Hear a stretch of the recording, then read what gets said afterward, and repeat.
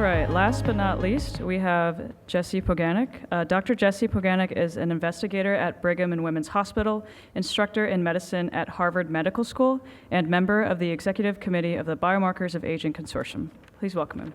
Okay, thank you, and thank you, Kristen, for the invitation. I'm primarily here today in the context of my role with the Biomarkers of Aging Consortium, and it's very nice to be back at the Longevity Summit again. Last year, I was here to tell you about our plans for the coming year, and this year I'm going to tell you what we accomplished, and I'm going to try to shove it all into 15 minutes. So just to give you some context, why do we care about biomarkers of aging? I think it's probably obvious to this audience, but speaking as a researcher, we really need quantitative markers of aging to be able to understand the process and understand how to target the process and measure whether we are targeting the process. And what is a biomarker of aging? This is the definition that we proposed in 2013 with the consortium, a quantitative parameter of an organism that either alone or in composite predicts biological age and ideally its changes in response to interventions. So that's a wordy way of saying that what we want is something that would enable us to predict biological age, predict aging-associated disease before the onset of the disease, so we could hopefully intervene, and monitor responses to geroprotective interventions. And this is really critically important as more of these trials are proposed and start. So when we started in late 2022 and we kind of surveyed the status quo of the field, what we realized were that the circumstances under which biomarkers of aging were being used are first in basic research. This is the world I primarily live in.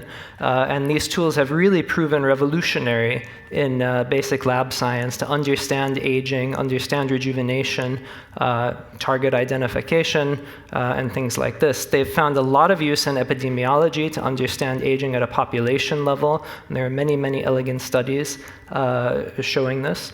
And increasingly, especially now, they're being proposed to be used in clinical applications, so either in routine clinical practice in a longevity clinic, for instance, or in clinical trials. But nevertheless, in late 2022, and to some extent still, these very basic questions were still facing us. What biomarkers do you use in what situation? What are the biomarkers actually measuring? And ultimately, how can you validate these biomarkers, which will be key for regulatory approval? And this kind of impetus led us to form the consortium at the end of 2022. And we did this with kind of 4 pillars in mind, and I'm going to present a little bit about each of these, the progress that we've made. So first is consensus building and standards. So, I think some speakers have mentioned the field is siloed, the field lacks consensus, and that's true. I'd like to think that we're doing something about that, but we're doing this primarily through publishing scholarly papers with leading experts in the field. We're building open source tools to allow people to build, apply, and validate biomarkers of aging. We try to foster innovation through a challenge series, which we've actually completed 2 phases of in the last year. And ultimately, we really try to build the community around these biomarkers of aging. So there's a ton of really elegant work in the field. And ultimately, the idea of validating a biomarker of aging is something that no single research group is going to be able to do on their own. So we really try to promote community and consensus building to allow us to ultimately propel the whole field forward. So to start with the consensus building work, we've formed what we call the Roadmap Work Group. This was the earliest program of the consortium, and some members of the group are here. But after we conceived of this idea in 2022, we established this consensus building model based on a Delphi model, where we kind of iteratively went back and forth with leading experts in the field to develop this piece that we eventually published in August 2013, which dealt with the classification and evaluation of biomarkers of aging. And this model was so successful that we kind of immediately started working on the second piece, which became regarding validation of biomarkers of aging. That was published in December 2023. Which incidentally was the same time when we were holding our first symposium, one day before last year's Longevity Summit. And one of the things we did in the background of the symposium was that we distributed a survey to our panelists and speakers. So this is what it looked like. And what we hoped to do with this was to be able to cultivate some expert opinions based on what are the key challenges to clinical translation of biomarkers of aging. And through a lot of prodding of these senior professors, we got answers, we synthesized them, and we came up with these 6 challenges. So just to quickly run through them, none of them will probably be too surprising to anyone. The first one is about data sharing. So we really have a problem with data accessibility. We also have a problem with just lack of data in the field. But the data that we do have, we don't share particularly well for various reasons. There's disagreement on the relative importance of different criteria of biomarkers of aging. So for instance, if you want a biomarker to tell whether an intervention you're using is working, that may or may not be the same biomarker as one that tracks biological age over the lifespan. There's similar disagreement about when these biomarkers of aging may best be applied in the course of the lifespan. And then the last 3 criteria are really about clinical use. So one is, what are the minimal criteria for being able to advance these biomarkers of aging to clinical applications, particularly clinical trials? How, separately, how can we position biomarkers of aging in the current healthcare system, which, as we've heard several times today, is focused on sick care rather than prevention? Whereas the biomarkers of aging, of course, are much more on the side of prevention and trying to forestall diseases before they appear. And finally, how can you connect biomarkers of aging with actionable insights? So how can you tell a provider, this is the result and this is what you do with it? Because this is something that's completely missing at the moment, I would say, at least in a systematic way. And this paper was published earlier this year in Nature Aging, so you can check it out, but I'll just tell you a few interesting little tidbits. So one was this diversity of opinion on biomarker priorities. So we gave the respondents kind of a list. How do you rank these different things? You see them on the left here. So some of these results make sense. So most people think that you should validate biomarkers of aging across diverse populations. Most people think that response biomarkers should be responsive to interventions. Again, obvious. But some of them surprised us. So for instance, reflects causal aspects of aging. Actually, this was not universally prioritized.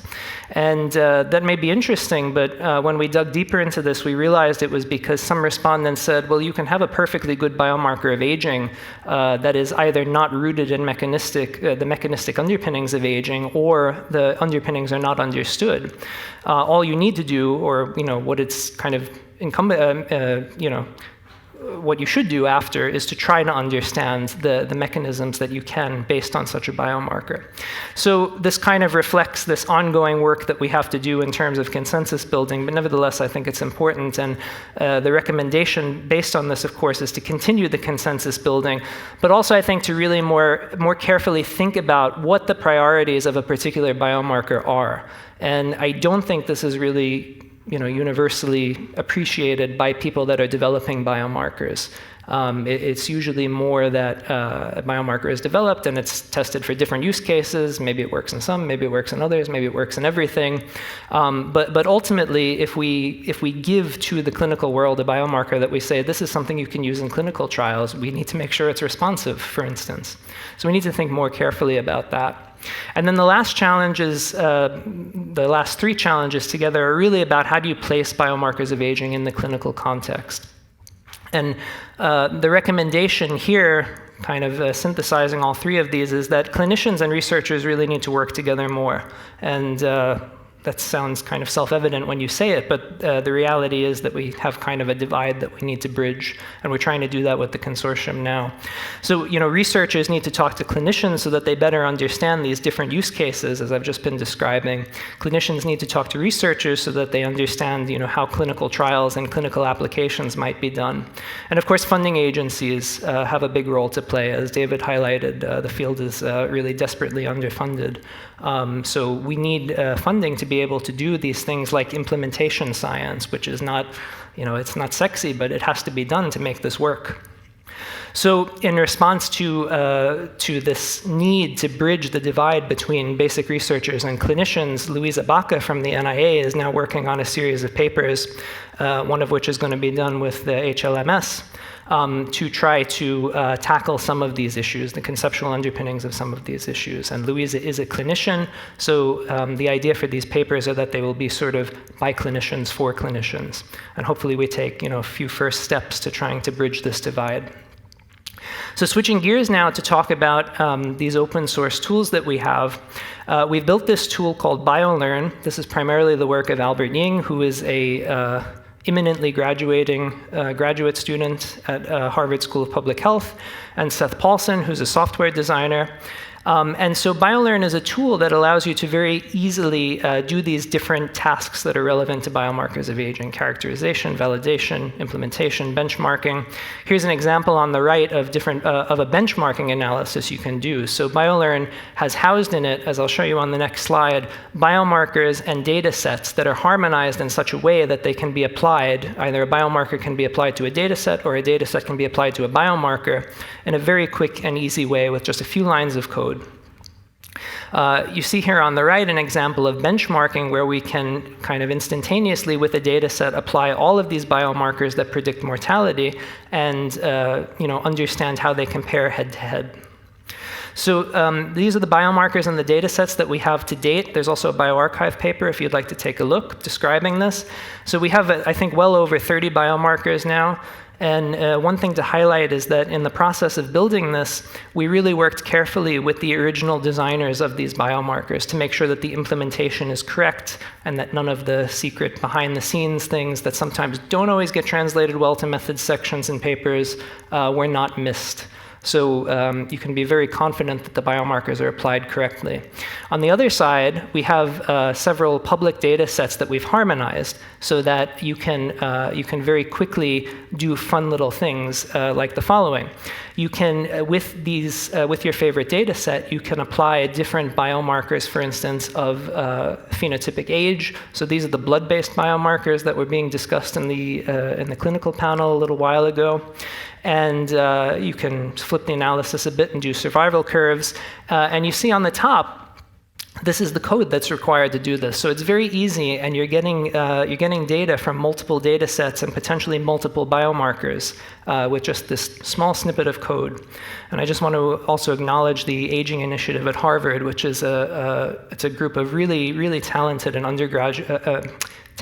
motivated undergraduate students who are building the visualization tools for BioLearn right now. We've also put in other useful tools related to biomarkers of aging. So one issue that's brought up with blood-based biomarkers of aging is the contribution of different blood cell proportions. And we know that you can estimate this from methylation data reasonably well. So Alec Ames, who's a technical research assistant in Vadim Gladishev's lab at Harvard, built this new generation blood cell deconvolution tool, which is now in BioLearn. Again, very simple code snippet that you need to be able to very quickly apply this to any of the data sets that are in BioLearn or any data set that you upload on your own. And I should say, actually, you don't have to upload your data. So the data stays entirely locally if that's what you want to do. So not finally, but next, fostering innovation. So we've run this challenge series, and when we talked about this last year, we kind of didn't even know how it was going to work or if it was going to work. But remarkably, we managed to run 2 phases of this in 2024. So the first phase was on the prediction of chronological age. And that was quite interesting because the winning team beat the median average error of the, to that point, best epigenetic clock. And based on how that data worked, we kind of have this feeling that we reached the technical limitation of what you can do with chronological age prediction based on methylation data, which is interesting, I think. The second phase was based on mortality prediction. And interestingly enough, the winning team there used a proteomic data set that we produced to build their winning model, which outperformed, again, the then leading predictor of mortality, which was GrimAge V2, which is an epigenetic biomarker. In parallel to the challenge series, we're generating what we hope is going to be a gold standard data set for biomarker validation. So far, we have DNA methylation data and proteomic data from a very carefully curated cohort of patients from our hospital. We will release this at the end of the competition. It's being used in the interim to judge the entries of the competition, but this will be released as a resource to the field. And as we move into 2025, we're getting into what is going to be, I think, the most interesting and probably the most complex phase, which we kind of inconsistently refer to as either the health span or the multimorbidity phase, but the point is to predict the occurrence of multiple aging-associated diseases. And so this should be a considerable challenge, I think, for the field. But nonetheless, we learned a lot of interesting things running the first two phases, so it will be interesting to see what we can do with the third. So these are the winners of the first two phases of the competition. In fact, there was only one winner of the second phase of the competition, and we can talk about why that is. But nevertheless, we now have these really interesting and innovative models. Albert Nying wrote a very interesting paper describing the competition and describing some of the results and some of the features of the models that won that you can check out on bioRxiv. So finally, and maybe most importantly, with all of this work, we're trying to really build up the community around these biomarkers of aging. So one way we do this is through our events. We had our symposium, as I said before, the day before last year's Longevity Summit here at the Buck. There we all are on the front of the building. And this year we moved to Harvard Medical School, not because we don't like visiting the Buck, but actually because we needed a larger capacity. So you can see that we kind of doubled the attendance this year at Harvard Medical School, and that was really gratifying. Now, one of the things we did this year with our conference was to launch a biobank. Surprisingly enough, this was an idea that kind of came late into the planning of the conference, and in many ways, I'm amazed that we managed to pull it off. But as I discussed before, we have this problem with the lack of data and data sharing. So what we hoped to do with this is to, first of all, build a data set that is really tailor-made for longevity and biomarkers of aging applications, and also to build a model for people who may want to do this in the future. So we did this in consultation with our advisory boards and committees who have a lot of experience doing this in the aging context and in other contexts. And we've designed this framework where the key aspects are that the study will be longitudinal and multi-omic. So, recognizing that these are key needs that we need to meet. We've also integrated functional outcomes, as you've seen, and most importantly, we defined a consent structure that will allow us to broadly share this data, de-identified, of course, that will, allow us to release this to the field. And it's a very simple study procedure that we defined. We managed to do it the two mornings before the conference days and the one day before. So in just a few hours, about 30 minutes per participant, where they do the consent process, they have their blood sample taken, simple questionnaire about lifestyle and basic health status, and some functional tests which are given based on the age of the participant. And one of the things, as I said, we're trying to define a framework about this. So Andrea Cipriano from Stanford is writing a report that's basically going to outline the procedure that we use so that this could be a model for anyone else who wants to do this longevity biobanking. So we considered this as a pilot study. We hope to launch it next year. With a much larger N, and then do a 5-year follow-up with outcomes. And the idea of tying this to the conference is that we hope we're going to get return customers, as it were, to the conference to make this longitudinal data set.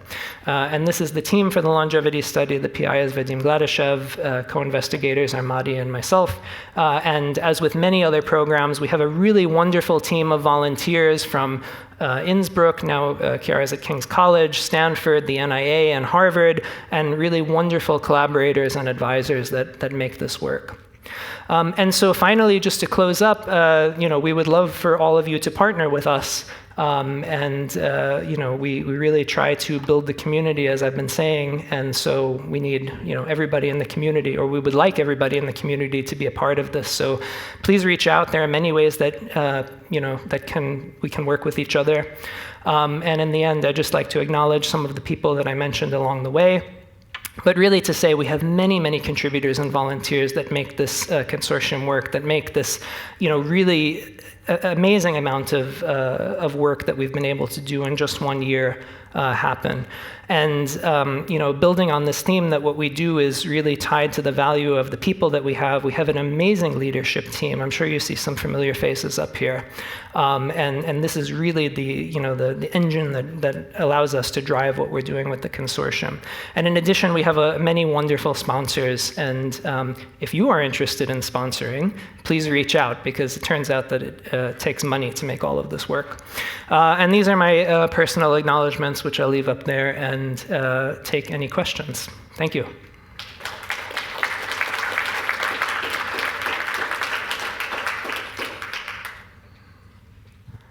Thank you very much for the excellent presentation. Your effort to develop the long list of biomarkers for aging is extremely important and commendable.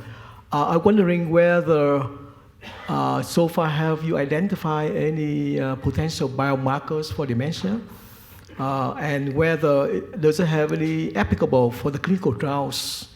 Another question is, have you consulted with the FDA to see if they have any input for your future application? Yeah, so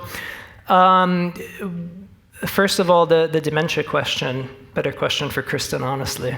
But our approach is really aging focused, which is not to discount the work that's being done in dementia or the value of identifying biomarkers, but we are focused on biomarkers of aging.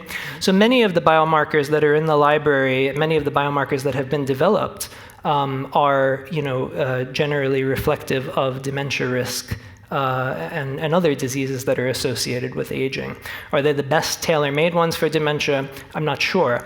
But the point, we come from this aging and geroscience hypothesis-based idea where if you can target aging, then you forestall multiple age-relating diseases, including dementia and others. So that's kind of where we confine our scope, if you will. Can you remind me the second part of the question? About the the FDA. Yeah. So input. Yeah, thank you. Yeah. So we, as Jamie will tell you, it's not entirely easy to actually get the ear of the FDA. But I will say that some of our consultants and advisors have expertise working directly with the FDA or have themselves worked in FDA. So in that sense, we benefit from that expertise. And at some point, the sort of long-term vision, I would say, for us is to get these biomarkers such that they can be used as surrogate endpoints in clinical trials. And that is a process that is tied to FDA. Talk to Jamie about that, because that's her great expertise, among other things. But anyway, that's something that would have to be literally regulated by FDA. So that's on the horizon, I would say. We have to finish the sort of preclinical challenges that still face us before we get there. Thank you very much. So Kristen, last year you asked me how we were going to judge phase 2. And that was an interesting problem, actually, because chronological age is easy because you can just do error, right? Error of the measurement. Mortality is much more difficult because, we're not predicting a number. We're predicting a relative risk. And it turned out that actually, funny story, a few of our teams learned how to game the system when we were originally doing this based on just hazard ratio, just based on the nature of how the leaderboard was set up. So it turned out, and this was, to borrow Jamie's terminology, a dogfight when we were designing it.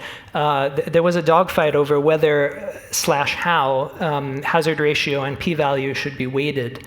And it turned out that the p-value ended up being much more important than we originally thought. So this now saying this gives me pre-traumatic stress disorder thinking about phase 3, because that's going to be really difficult. But anyway, that's a problem for next year. Yeah, and I think we need to set up a Zoom call with you to get ideas. No, but seriously, we don't know. We're actively discussing it right now. You, Jamie, know more than anyone the challenges in setting up rules.